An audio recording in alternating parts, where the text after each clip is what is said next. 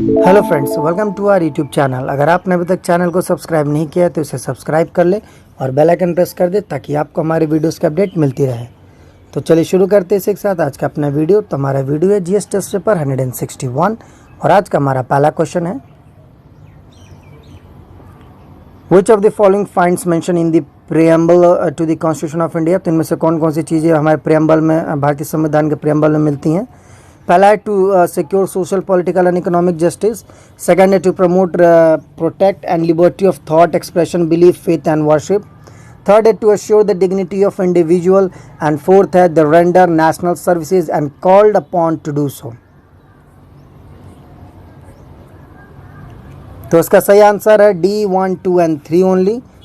तो चलिए इसी के साथ बढ़ते हैं अपना अगले क्वेश्चन की तरफ। Question number 2। तो क्वेश्चन नंबर 2 है, consider the following statements regarding the producer purchase index PPI के संदर्भ में 3 स्टेटमेंट है, आपको बताना है कौन सा सही है। पहला, it measure the average change in the price received by the producer without the indirect taxes, यानी जो भी एवरेज चेंज होता है किसी प्राइस में प्रोड्यूसर द्वारा इनडायरेक्ट टैक्सेस को लेकर, तो उसको मेजर करता है। Second, it cover both the goods and services with in its ambit, यानी दोनों गुड्स और सर्विसेज दोनों को ही ये अपने में कंसिडर करता है। थर्ड है the composite PPI for all the goods and services is released by the office of economic adviser under the department for promotion of industry and internal trade. तो जो भी कंपोजिट्स होते हैं यानी पीपीआई में क्या क्या ली जाएंगी, जितने भी गुड्स एंड सर्विसेज हैं जो भी कंसिडर होती हैं, तो उनकी जो लिस्ट है वो लिस्ट है वो रिलीज़ करता है इकोनॉमिक एडवाइज़र, जो कि department of promotion of industry and trade के अंदर आता है। तो आपको बताना इनमें से कौन सा स्टेटमेंट सही है।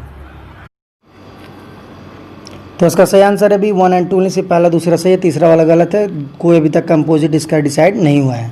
तो चलिए इसी के साथ बढ़ते हैं अगले क्वेश्चन की तरफ। Question number 3, consider the following statement. 3 statement है। पहला है, Maharashtra is the leading producer of bauxite in India, यानी महाराष्ट्र में सबसे ज़्यादा बॉक्साइट होता है।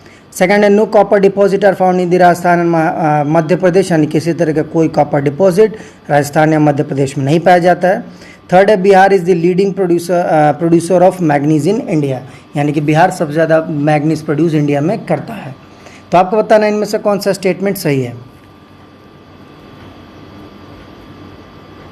तो इसका सही आंसर है डी नन, यानी कि इनमें से कोई सही नहीं है। महाराष्ट्र बॉक्साइट का नहीं बल्कि उड़ीसा बॉक्साइट का है और कॉपर डिपॉजिट राजस्थान में पाया जाता है। बहुत फेमस है हमारा जो क्या बोलते हैं उसको, क्षेत्रीय माइन जो हमारा है वहाँ पे, यह अलवर डिस्ट्रिक्ट राजस्थान में है, मध्य प्रदेश में बालाघाट है, झारखंड में सिंहभूम डिस्ट्रिक्ट है।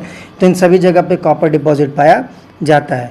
वहीं अगर बिहार की बात करें तो बिहार ऐसा नहीं है, बल्कि मध्य प्रदेश लीडिंग प्रोड्यूसर है मैग्नीज का, followed by the Maharashtra and Orissa, यानी उसका महाराष्ट्र उड़ीसा प्रोड्यूस करते हैं। तो चलिए इसे एक साथ बढ़ते हैं अपने अगले क्वेश्चन की तरफ। Question number 4, the technique of mural painting executed upon freshly laid lime plaster is known as. जो मुरल पेंटिंग की टेक्निक है जो कि फ्रेशली प्लास्टर पे होता है, लाइम प्लास्टर पे, तो उसको क्या बोलते हैं आपको बताना है। मतलब कौन सी पेंटिंग होती है मुरल की, आपको बताना है।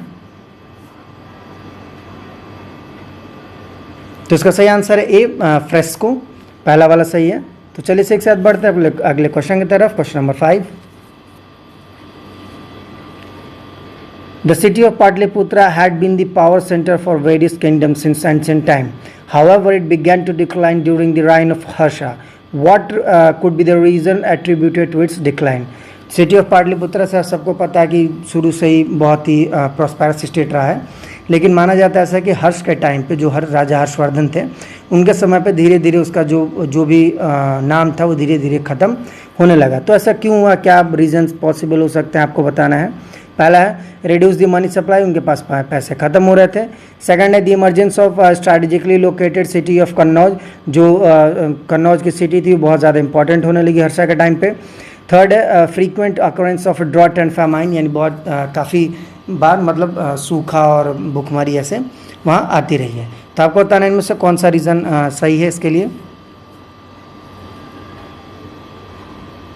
तो उसका सही आंसर है ए 1 एंड 2 से पहला दूसरा सही है, तीसरा वाला गलत है। तो चलिए इसी के साथ बढ़ते हैं अपने अगले क्वेश्चन की तरफ। Question number 6, with reference to the protection of children from sexual harassment in India, consider the following statement. तो जो एक्ट हमारा पॉक्सो उसके संदर्भ में 3 स्टेटमेंट आपको बताना कौन सा सही है। The POCSO act 2012 protects children from offences of sexual harassment and pornography. जो पॉक्सो एक्ट है वो बच्चों को सेक्सुअल हैरेसमेंट या पोर्नोग्राफी से बचाता है। सेकंड है reporting of sexual offence can be only with in 6 months of the occurrence of a crime, यानी सेक्सुअल ऑफेंस किसी तरीके का होता है तो उसको 6 महीने के अंदर आपको रिपोर्ट करना होगा, उसके बाद के केसेस को नहीं लिए जाएंगे। थर्ड है the victim can also report the cases through the she box online complaint box management system, यानी अगर किसी तरह कंप्लेन होता है तो शी बॉक्स जो कि ऑनलाइन कंप्लेंट मैनेजमेंट सिस्टम है उसके थ्रू आप केस कर सकते हैं। तो आपको बताना है इनमें से कौन सा स्टेटमेंट सही है। तो इसका सही आंसर है B1 ओनली, पहला सही है, सेकंड थर्ड गलत है। 6 month नहीं है, इसका कोई टाइम पीरियड जो है वो मतलब डिसाइडेड नहीं है, यानी कि लिमिटेशंस नहीं है। जो सी बॉक्स है आपको सबको पता है कि ये जो वर्किंग वुमेंस के लिए हैं, तो वर्क प्लेस पे किसी तरीके का सेक्सुअल हैरेसमेंट ना हो उसके लिए ये system she box online system लाया गया था। तो चलिए इसी के साथ बढ़ते हैं अपने अगले क्वेश्चन की तरफ। Question number 7, with reference to the reign of Bahadur Shah consider the following statement. तो बहादुर शाह जो राजा थे उनके संदर्भ में मतलब उनके समय क्या क्या हुआ, 2 स्टेटमेंट दे रखा है, आपको बताना कौन सा सही है। पहला है he granted the Maharashtra chief both the Sardeshmukhi and चौथ, यानी उन्होंने महाराष्ट्र चीफ को सरदेश मुखी और चौथ जो 2 टैक्स वहाँ से लिए जाते थे मराठा द्वारा, उन दोनों को अलाउ कर दिया था। सेकंड है he tried to conciliate the rebellious Sikhs by giving Guru Govind Singh high मनसब, यानी उन्होंने जो सिख रेबिलियन थे उसको दबाने के लिए कह सकते उसको रोकने के लिए उन्होंने जो गुरु गोविंद सिंह जो उस समय के थे उनके लीडर थे उनको हाई मनसब देने के लिए कहा था। तो आपको बताना इनमें से कौन सा स्टेटमेंट सही है। तो उसका सही आंसर है B2 ओनली, सिर्फ सेकंड वाला सही है, पहला वाला गलत है। मराठा चीफ को उन्होंने सिर्फ सरदेश मुखी ऑफर किया था, चौथ ऑफर नहीं किया था। तो चलिए इसी के साथ बढ़ते हैं अपने अगले क्वेश्चन की तरफ। क्वेश्चन नंबर 8,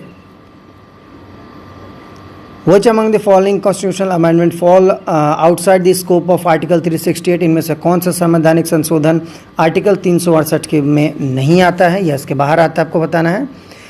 आपका ऑप्शन है पहला टर्मिनेशन ऑफ सिटीजनशिप, यानी किसी की नागरिकता को खत्म करना। सेकंड है creation of legislative council in state, किसी तरीके की लेजिस्लेटिव काउंसिल यानी कि MLC किसी स्टेट में क्रिएट करना। थर्ड है इंक्लूजन ऑफ न्यू DPSP, यानी किसी तरीके के नए directive principle of state policies को ऐड करना। तो आपको बताना है इनमें से कौन सा स्टेटमेंट सही है। तो उसका सही आंसर है D1 and 2 ओनली, सिर्फ पहला और दूसरा नहीं आता है, थर्ड वाला आता है। यानी कि जैसे कि फंडामेंटल राइट DPSP दोनों ही अमेंड कर सकते हैं आर्टिकल 368 के अंडर में। तो चलिए इसी के साथ बढ़ते हैं अपने अगले क्वेश्चन की तरफ। Question number 9, in the context of governance consider the following regarding the Sevottam model. Governance की अगर बात करें तो उसमें एक मॉडल हम रिसेंट लॉन्च हुआ है सेवोत्तम करके, तो आपको बताना है ये क्या चीज़ है। पहला है it focuses on the effective implementation of citizen charter, यानी कि सिटीजन चार्टर है जो भी आया है उसको इफेक्टिव इम्प्लीमेंट करने के लिए फोकस करता है। Second, it has been created by the department of administrative reform and public grievances, यानी जो एडमिनिस्ट्रेटिव रिफॉर्म और पब्लिक ग्रीवांसेस है उसको द्वारा इसकी शुरुआत की गई है। तो आपको बताना है इनमें से कौन सा स्टेटमेंट सर्वोत्तम मॉडल के संदर्भ में सही है।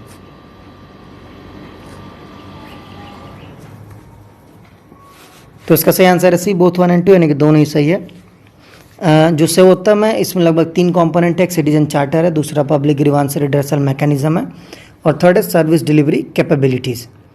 सेकंड है the second ARC in this 12th report citizen centric administration has recommended the union and the state should make सर्वोत्तम mandatory for all the organization having public interference. तो जो सेकंड ARC की रिपोर्ट आई थी, second ARC जो थी उसमें जो 12वां रिपोर्ट था उसमें सिटीजन सेंट्रिक एक एडमिनिस्ट्रेशन बनाने की बात की गई थी, तो उसी को ध्यान में रखते हुए सर्वोत्तम जो है इसकी शुरुआत की गई है किसी तरीके के ऑर्गेनाइजेशन में जहाँ पब्लिक इंटरफेरेंस होता है। तो चलिए इसी के साथ बढ़ते हैं अपने अगले और आखिरी क्वेश्चन की तरफ। क्वेश्चन नंबर 10,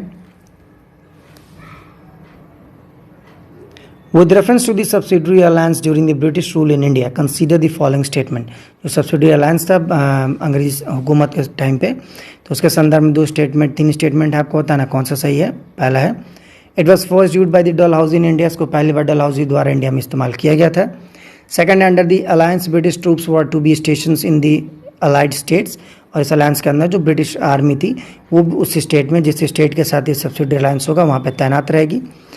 थर्ड है, under the alliance the ruler could inter into agreement with the other rulers only with the permission of the British, यानी इस अलायंस के मुताबिक अगर कोई जिस मतलब स्टेट के साथ अलायंस हो रहा है तो वो स्टेट अगर किसी और के साथ एग्रीमेंट करता है तो उसको ब्रिटिश से परमिशन लेना होगा। तो आपको बताना इनमें से कौन सा स्टेटमेंट सही है। तो इसका सही आंसर है बी 2 and 3 ओनली, पहला वाला गलत है। Subsidy alliance was started by the lord Wellesley in 1789। तो चलिए इसी के साथ जाने से पहले हम आपको हमारा लास्ट वीडियो यानी जीएस टेस्ट पेपर जो हमारा 160 था तो उसका क्वेश्चन ऑफ द डे आपको बता देते हैं। तो हमारा क्वेश्चन ऑफ द डे था, the staple commodities of export by the English East India Company from Bengal in the middle of 18th century were तो जो स्टेपल कमोडिटीज थी जो कि ब्रिटिश ईस्ट इंडिया कंपनी अपने एक्सपोर्ट करती थी यानी इंडिया से एक्सपोर्ट करती थी अपने कंट्री की तरफ, तो क्या थी आपको बताना था। तो उसका सही आंसर है D, cotton, silk, saltpetre and opium. तो ये 4 प्रोडक्ट्स थे जो कि एक्सपोर्ट स्टेपल कमोडिटी के तौर पे ब्रिटिश ईस्ट इंडिया कंपनी करती थी। तो चलिए इसी के साथ जाने से पहले आज का जीएस टेस्ट पेपर 161 का आपको क्वेश्चन ऑफ द डे बता देते हैं। तो आज का हमारा क्वेश्चन ऑफ द डे है, द प्रोसेस ऑफ सब अर्बनाइजेशन इज रिलेटेड टू। जो सब अर्बनाइजेशन होता है किस चीज़ से जुड़ा आपको बताना है। आपका ऑप्शन है पहला A, mushrooming of slums in urban area, बहुत सारे स्लम्स बन गई हो अर्बन एरिया में इस वजह से। सेकंड है construction of planned gated communities with in the urban area for a middle and upper class people, कोई प्लान्ड एरिया गेटेड कम्युनिटी शुरू की गई हो किसी अपर या मिडिल क्लास पीपल के लिए। थर्ड है people moving away from the congested urban area to a cleaner outside the city for a better quality of living, यानी कि कोई लोग अपने कंजेशन में बहुत सारे भीड़ भड़ाके की वजह से वो अपनी मेन सिटी को छोड़ के किसी साइड में जाके घर बना के रह रहे हो उसको बोलते हैं। थर्ड है emergence of a mega city और अ मेगा पॉलिस, यानी कोई मेगा सिटी कोई बहुत बड़ी सिटी है मेगा पॉलिस की स्थापना की जा रही हो। तो इसी के साथ आज का हमारा वीडियो समाप्त होता है। जाने से पहले अगर आपको हमारा वीडियो अच्छा लगा हो तो इसे लाइक करें, शेयर करें और हमारे चैनल को जरूर सब्सक्राइब करें। साथ ही आप हमें नीचे कमेंट बॉक्स में हमारे क्वेश्चन ऑफ द डे का आंसर ज़रूर दें।